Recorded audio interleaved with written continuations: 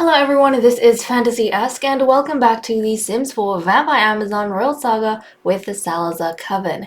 We are picking up with our physician, Lady Serana Coven Rose, and the mate chosen for her second breeding, Rick Valenka. I'm pretty sure he was a son of Lady Sofia Valenka, so he's like the second generation, along with his twin sister Azura, who is in line after Serana to be the next physician. He is the second generation of Valenkas. So before we dive in, let's quickly go through what we saw in the mini-movie. Basically, same breeding ritual as always in the throne room, with Rick presenting himself to the queen, and the queen kind of handing him to Serana so that they can go and have their own personal time. Now, also in the throne room, we had Prince Rusty Salazar, and he was sitting to the side kind of watching this whole thing go down, and the queen was telling him, like, this is how we initiate breedings. So I feel like it was an educational experience for him. Like, previously the males, they don't get taught a lot by the female vampiresses. They learn what their fathers will teach them, mainly to do with military and soldiering, and that's pretty much it. Whereas Prince Rusty was invited to court, now that he's a teenager, to see how this whole thing works. You know, in preparation for whenever he is of age at the appropriate time with an appropriate court of ladies. So the queen was teaching him some of those things, which I thought was really, really fun to see. And then we jump to the scene between Serana and Rick in her quarters. Now, Rick was being a bit impatient, and Serana, she kind of noticed that, mentioned it to him. Rick said that, you know, he's well versed in his current role, which is to be Serana's partner. And Serana said that while the enthusiasm is appreciated, she didn't really want to rush it. But Rick, he kind of made himself clear. It's pretty obvious there are no feelings attached to this whole thing, so he would rather not waste time and just get down to business. So that is exactly what these two are doing. They're kind of flirting each other up a bit. And then we move to the last portion of the mini-movie in Forgotten Hollow at the Creature Cradle. So Elaine and Luciano finally made a trip together to visit Princess Juno. So Elaine, she has now decided that enough of working behind Luciano, she wants to have some direct influence over Princess Juno. So she is starting to make a relationship with her. So she went to the Creature Cradle, and I'm sure, you know, Luciana introduced the two of them. She said that I am a friend. She said, "Greetings, Your Highness, I am a friend of your father. We haven't had much chance to spend time together before this, so here I am. I think we'll get along really well." So she's gonna try and be that like older friend or confidant to Juno as she starts coming of age. And hopefully there's going to be an emotional bond there that she can leverage once Juno is a little bit older and things start getting a bit more serious. So that's kind of what we saw in the mini-movie. But let's dive on in between our physician and Rick. Actually, let's take a look at these two. Now, Rick, he's a hybrid, as you can see over here. He's got the thirst and vampire energy. He's also an immortal because we cannot see him in the mirror, you know, the mirror test that we have established. He's an immortal, so the child might have a chance of being an immortal like, or a hybrid like him and an immortal like him. That doesn't mean they can't serve the vampires. It just means that when the time comes for a fire tribute, they'll have slightly different rules. So immortals are always confined to the generation they started serving in, whereas the mortals, the ones who can die with limited lifespan, they can serve across generations. So that's kind of the, you know, hard and fast rule within the coven for how fire tributes work. So, you know, Serana, she's immortal. Her twin sister, Xiomara, was an immortal. So according to their rules, Xiomara, she started serving the previous queen as a teen. She should have died in the fire tribute. Serana, she doesn't have to go through that. She'll serve for as long as she can until she dies naturally, because she will die naturally at some point. Okay, So Serana, we already know her kind of genetics, what we have going on, but if it's a girl, the child will inherit pretty much all of Rick's genetics. So that blonde hair, that platinum blonde hair, the mint eyes, he has mint eyes. Yeah, he's got mint eyes and he's got very light skin, so it'll be interesting to see what skin tone the child has. It would be so nice if they had like an in-between skin tone because, jeez, her name is escaping me. Serana, I keep wanting to think Sophia, but that's Rick's mother. Serana, she recently had a baby boy with dark skin like her, so I feel like it'd be nice if they had a child with an in-between skin tone. Now, I am aware that The Sims had an update, and they mentioned something about the child's skin tone is now going to reflect the parent's skin tone, which I don't know what that means. Does it mean that the child can either be one or the other? Because beforehand, the child could be one or the other or any shade in between the two parents. So I'm actually not sure if they've changed it. I kind of liked the system we had before, but I suppose we'll see what the go is.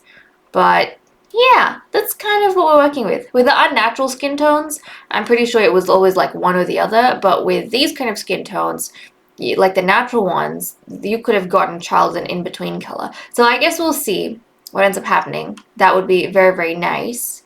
But I think they'd have a child with interesting features, to be honest, between the two of them. But yes, if it's a girl, mint eyes, platinum blonde hair, which I feel like would be very, very pretty because it's different to the physicians that we have. Like, we have Serana with the periwinkle eyes, and she naturally had black hair. And then we have Azura with, I think Azura's she's got pink or purple eyes. I'm not entirely sure. One of them. She's got pink or purple eyes. Is pink eye even a thing? Hold on a second. We've got blue eyes, mint eyes, green eyes, yellow eyes, red eyes, purple, maybe pink? I think we have pink. So I think Azura has pink eyes and like purplish pink hair. So it would be interesting to have a female physician with, a different set of genes. So okay, let's, oh geez, not waste any time and get these two breeding. So we actually have more to do in terms of flirtation, so we're going to continue trying that. Let's whisper sweet nothings, compliment appearance. Let's brag about baby. I mean, heck yeah. Heck yeah. You should be proud of your child. You should be immensely proud of your child, even if it is a son. That's fine. Let's tease flirtatiously. Let's go ahead and look deeply into eyes. That sounds quite romantic. And then, oh, okay, we can dive into the first kiss straight away, so we'll go ahead and do that. We'll go ahead and do that between the two of them. Look at these two. Now this is a sweetness I don't feel like comes entirely naturally to Rick. He's kind of here to do what needs to be done, and that's pretty much it. Whereas I feel like Serana's previous partner was a bit more... Was it Douglas, her cousin, uncle? I mean, that relationship was really weird as well. He was a bit more attentive to her. But... Did we already do the kiss? Huh. Interesting. Because I did not see it. I did not see it at all. Oh, jeez. Hold on a second. What's going on? Yeah, I didn't even notice that. Interesting. Well, that's fine. Just don't run off. Just don't run off, please. The one thing I ask of you. No, Rick, come back, come back. Okay, there we go. So we didn't complete that option. Where is he going now? Rick, stop running away. Stop running away, Rick. We're doing important stuff over here. There we go. There we go. Okay, how's he feeling? But yeah, these two, they're unrelated. So there is that. This is an unrelated pairing that the queen has decided upon. Because the queen does make all decisions in terms of, who breeds with who. The ladies themselves don't get to choose. In Guinevere's case, it was a bit different because, she chose. Guinevere chose most of the initial breedings. Like, she was the one advising the queen initially, and then when it came to her turn, she made clear who she wanted. And then even the queen's breedings, she was influencing beforehand. But I feel like now, even though Guinevere is back to being one of the queen's counselors, and actually her closest counselor, so the queen has chosen during, Serana's pregnancy to keep Guinevere with her in the castle. So Guinevere's kind of wiggled her way back to where she was beforehand, but I feel like things are a little bit different between them, in that previously the queen was happy to give all of these responsibilities to Guinevere, whereas now I feel like the queen's the one deciding, like, who breeds with who. She's actually exercising some of her authority. So now that she's brought Guinevere back, she's, telling Guinevere that she trusts her, but also she, in the time they spent apart, has assumed a lot more duties, which she's not going to hand back to Guinevere now that Guinevere has returned. So that is something to keep in mind. Okay, you two were flirting away, which is good to know. Okay, there we go. And what's the problem with this? Okay, they can go and try for a baby. Good. Good, good, good. They can't in a coffin, probably because she is not an immortal. So that would be a little bit awkward between the two of them. So let's get these two in here. Let's get these two in here. So Lagatha has gone back to the creature cradle for the course of Serana's pregnancy. But she is, now serving along with Guinevere. So they're still spending a little bit of time apart. But we'll see how all of that pans out. I think it'll be quite interesting. And I'm glad, to be honest, that Guinevere has made her way back to where she was before. Because I was really sad that yes, she was, being evil. But, I got sad that she got kicked out of the powerful state she was in. Because she got, kicked out after she did something really good. She saved the princess from a kidnapping and a crazy physician and a sabotaged commander. So she did good. She protected the heiress.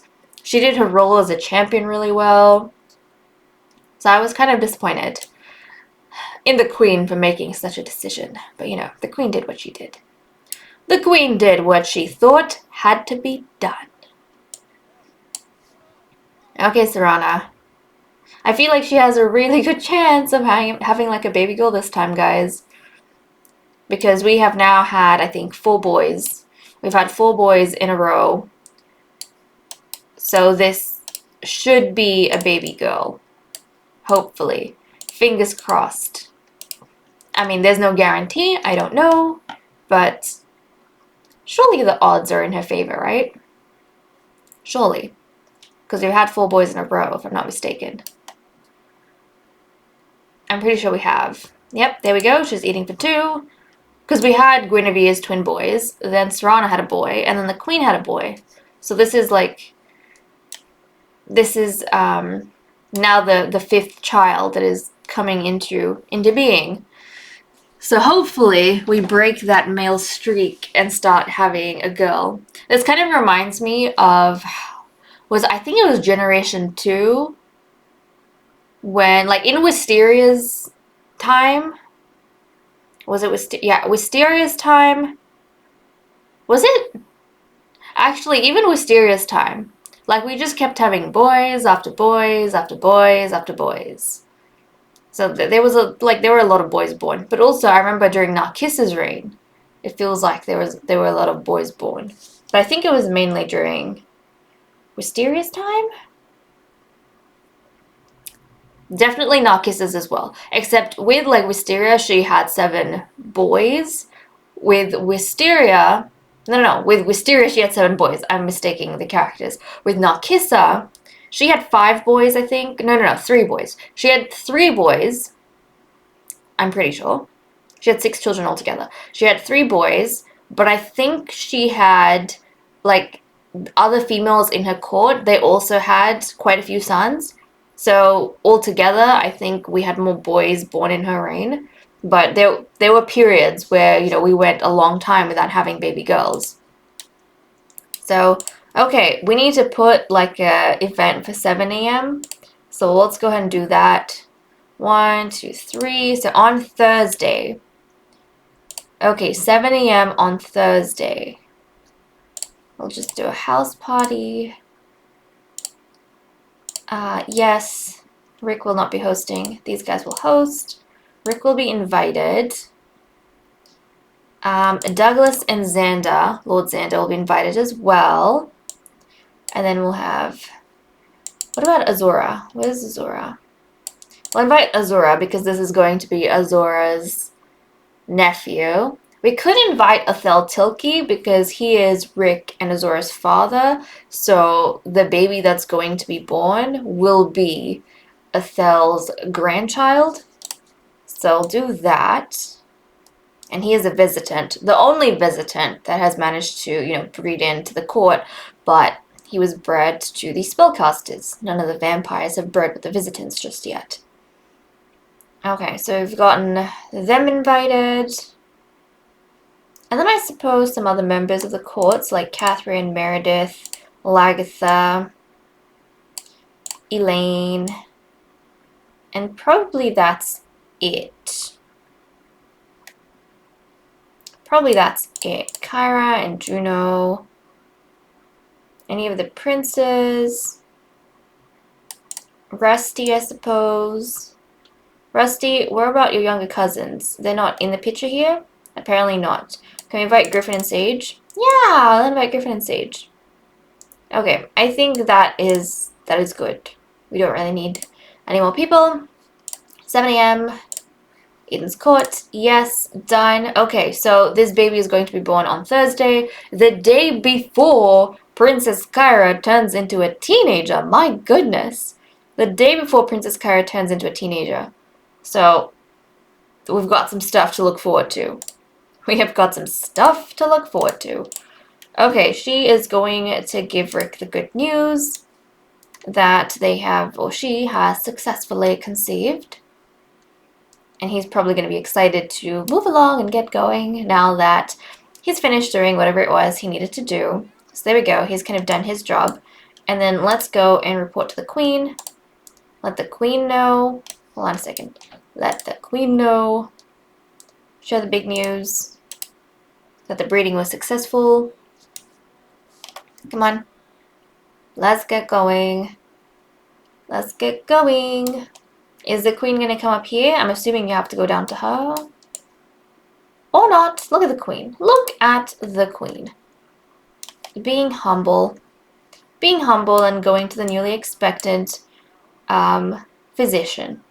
So there we go. Serana's letting the queen know. The queen is, I'm sure, delighted and on board by this news. Because it is important news. So there we go. We've got that sorted. I'm going to move Rick out now, back to where he was, I think at the Shadow Lair. And we'll come back when we've got something a bit more exciting. Like Serana flirting with the queen when she shouldn't be, because this is exactly what his sister did and how everything went downhill. Are you really you're gonna go there? Are you going to go there? Oh, guys, look at this. I was seriously wondering Eden's capacity to be a mentor in any way, shape, or form to a child. But then I saw Princess Kyra with a little, toy talking to Eden, and they were having quite the spirited conversation, and they even bonded a little bit. So I kind of like the idea that a lot of the stuff that Eden teaches Kyra might be through those toys, because Eden herself is childish. So perhaps she can communicate with her children a little bit better when the context is to do with, dolls and such. She might not be that calculative or that manipulative, but she could probably simplify certain concepts and teach her children in that way. It also keeps her engaged as well.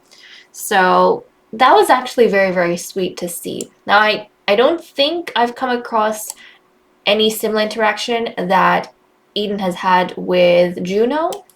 It's mainly been with Kyra, but I like the relationship they have. And of course, Kyra, I feel like as an heiress, she's very well supported because she also has a really good relationship with her aunt Guinevere, which Juno doesn't have. Like, Guinevere's attention is entirely on Kyra and on no one else. Kyra's kind of like her daughter as well, the way she acts. But okay, our physician wanted to get to know Lady Guinevere, and I feel like this has to do with the fact that we have the royal tournament tomorrow. So we're going to be seeing which vampiress is the strongest within the coven. So I feel as though it's going to elevate the status of some of our ladies. Because they'll have like physical strength to back up their prestige. And I feel like maybe the physician is curious about that whole thing because this is going to be the first royal tournament she's ever been a part of or privy to. She's not going to participate, obviously, because she doesn't even have the immortality that Xiomara did, for example. So Xiomara could have actually participated, but I don't think that Serana will. She can, however, learn a little bit more about what happens during such an event. So, would get to know be in small talk? Yeah, let's try and get to know Guinevere, and maybe she wants to ask how prepared Guinevere is as the champion for such an event. With some of the contestants, there's an expectation. I feel like the champion has the biggest expectation to be the toughest cookie of the bunch. Because how else are they going to gain the respect of the soldiers and lead an army? The others, they participate, but there is no expectation for everyone, for them to be the top dog, essentially. But okay, they're chatting over here just a little bit. I thought it was nice to dive in and get a little bit of a look as to what's happening in their lives in regards to this. Kyra, oh my goodness, are you hungry? You're hungry, honey. Let's come here. I don't think... Oh, we have food prepared. Have some herb-crusted salmon. Go eat that. She's gonna eat that. Okay, anyone else hungry? You are hungry, honey. Come and eat as well, please. Eat. And then Kyra, you have homework? Do you have homework? I don't know where she leaves like all the homework stuff. Is it maybe in the... Oh, actually, is it maybe in the classroom? I don't see it. Okay, we are gonna have to purchase some books. And the homework books look different too, so it's kind of hard to tell. But we'll purchase a homework book, because I don't think there's any lying around here. Okay, here we go. I'm actually going to pop it right here, and then she can come and, come on. Come on. Yeah, and then she can go and breeze through her homework. How is she doing? She is a C grade student. Like a C student. Performance is good. Okay, but she can breeze through. That's kind of interesting. Is it because she's playful? That's kind of curious. But guys, I have to say, I love this classroom setup so much. I love this classroom setup so, so much. It is so cute. And this is kind of like the designated spot now for the kids to come down and do their homework. I just love it. It's so cute. So, so cute. And I don't think, at the rate we're having the babies, or the baby girls, I don't think we're going to have more than 3 kids here at a time. Obviously, we'll have like teenagers, and they'll probably use the same space. But I feel like the teenagers would get taught separately to the young children, right? And so if the young kids are here using this, then the teenagers won't be using this at the same time. So That's cute. Just look at her. Just look at her. She's adorable.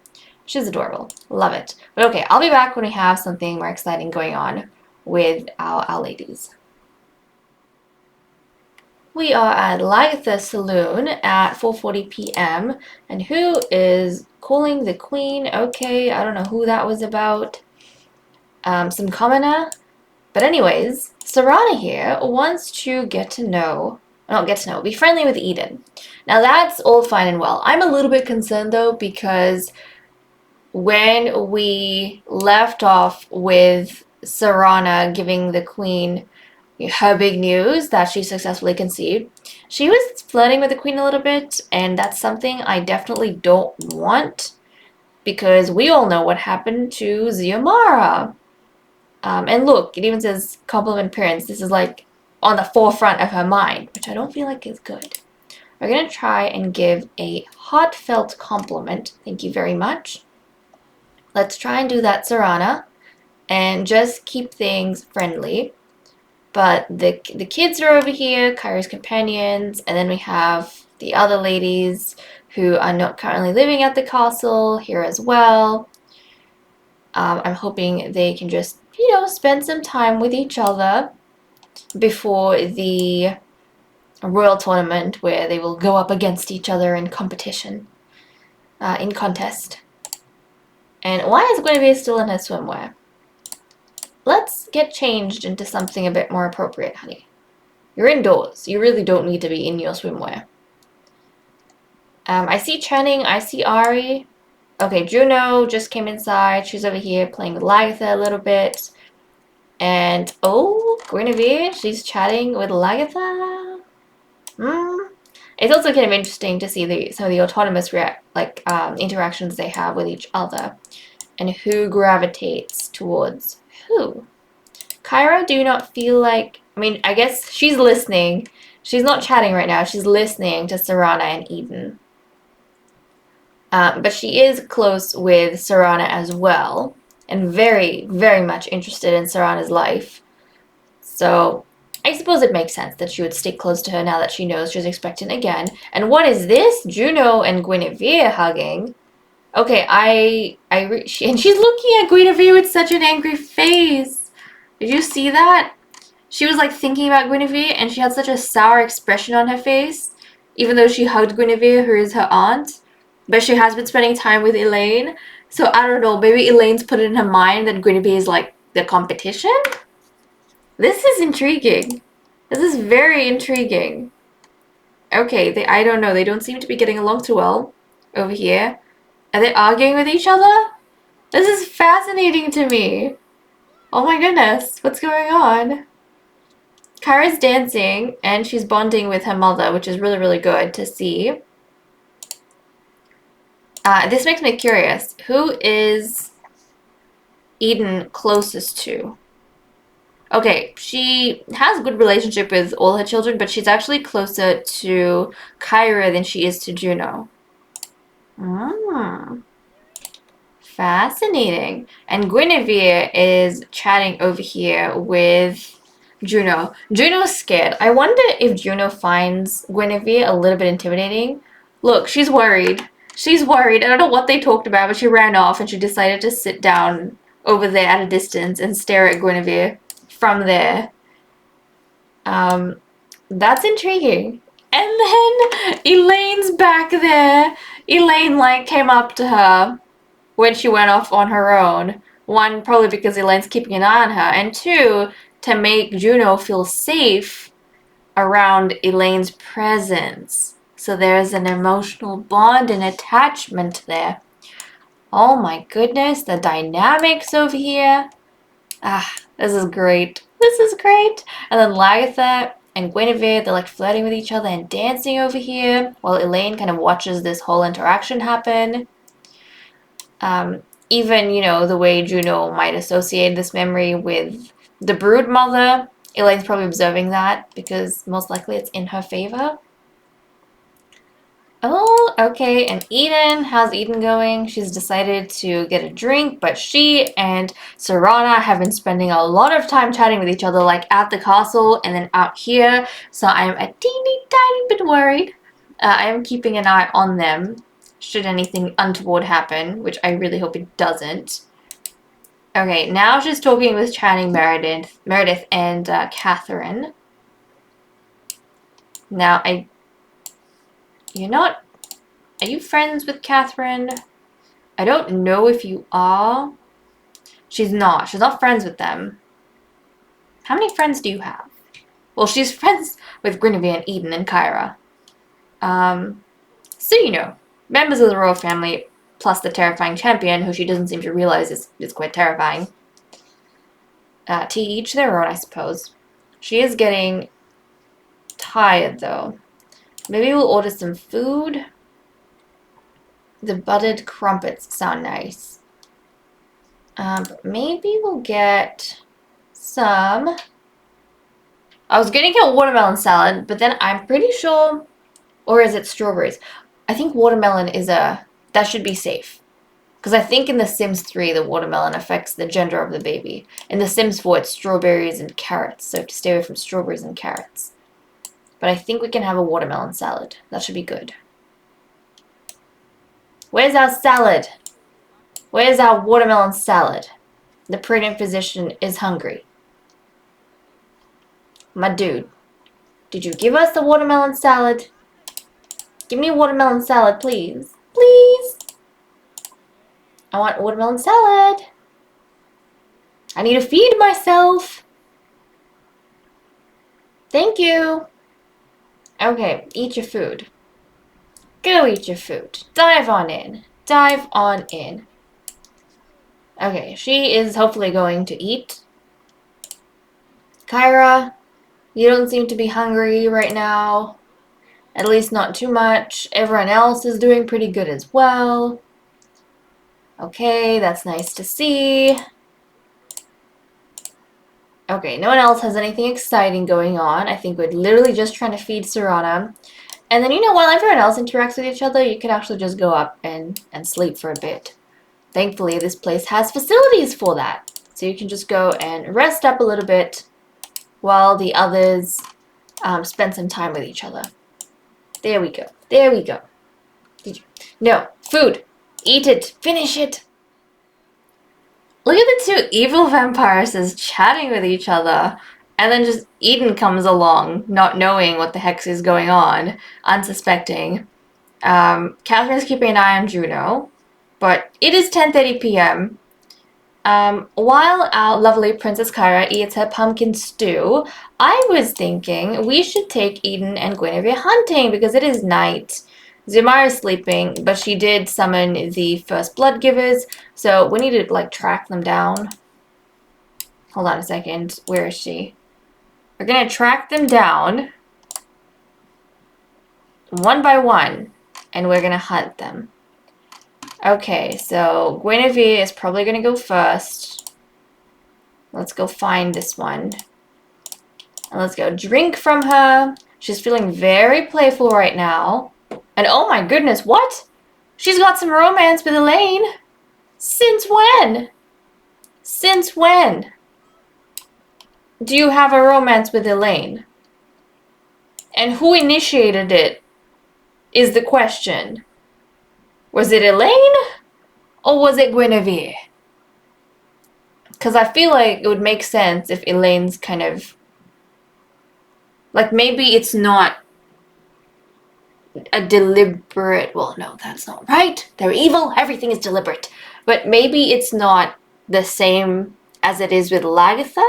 Like, that's a bit more sweet and natural. Whereas maybe the evilness between Guinevere and Elaine makes them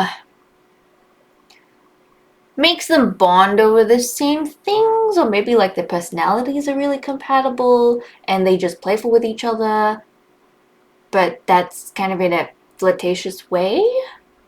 I don't know. Either that or Elaine's kind of deliberately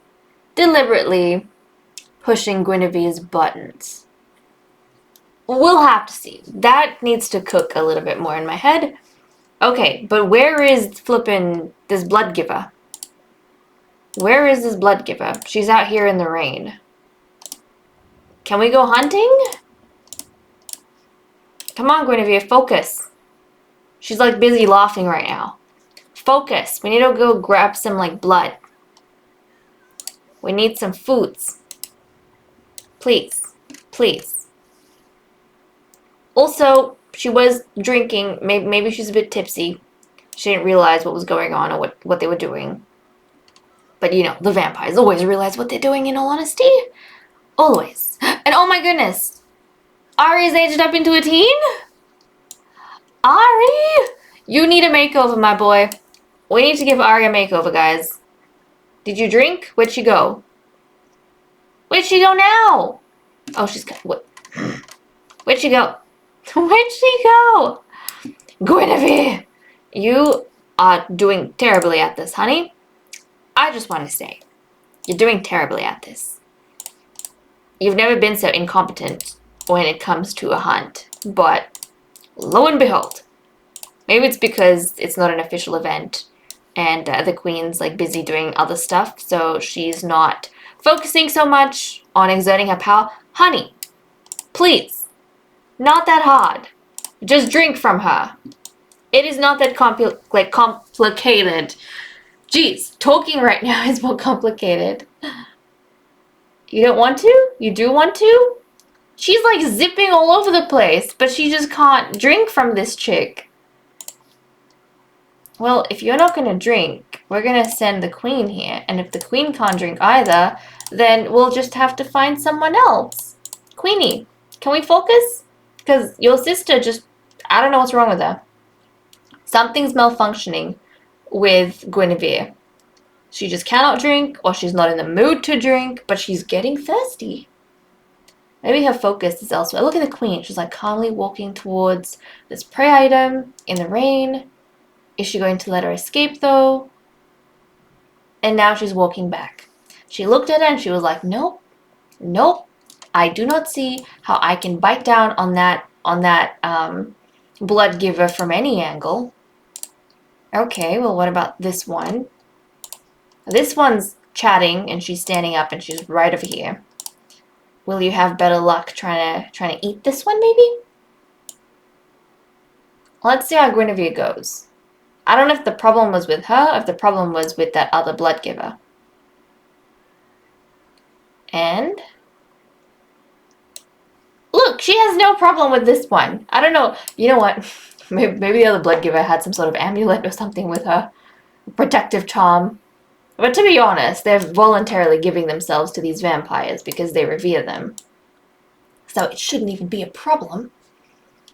But who knows? Who knows? Maybe she has some sort of sickness right now.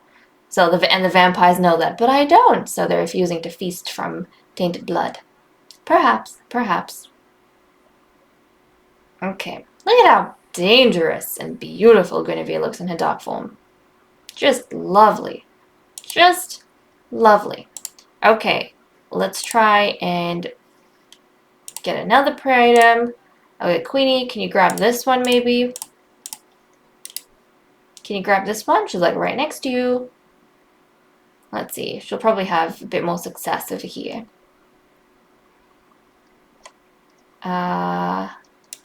Success? No? Yes? Yes, I suppose. Okay, what's happening here? Is she gonna drink from a distance? Nope. Okay, so it was something to do with just that one blood giver who's like out in the rain doing who knows what. But okay, the queen is managing to drink from this one, which is good. Okay, nice. At least she has feasted and Guinevere has feasted. They'll probably bond over this whole experience as well. And the other ladies are very much horrified, which makes sense because, you know, it's a terrifying experience no matter how much you volunteer for it. The reality is very different to, you know, the stuff we cook up in our minds. But Kyra, Lord Ari is like a teenager now. He needs to be given a makeover, so I'll definitely do that. And then when we come back in the next episode during the Royal Tournament, I don't know if we'll get a chance to see him, but if we do, he's gonna be a teenager, made over, just like Rusty. That's gonna be so fun to see. We'll get to see how he looks. He looks like he's got very, very cute features, though. So that should be exciting for us. But thank you so much for watching. I hope you all enjoyed, and I'll see you all next time. Bye bye.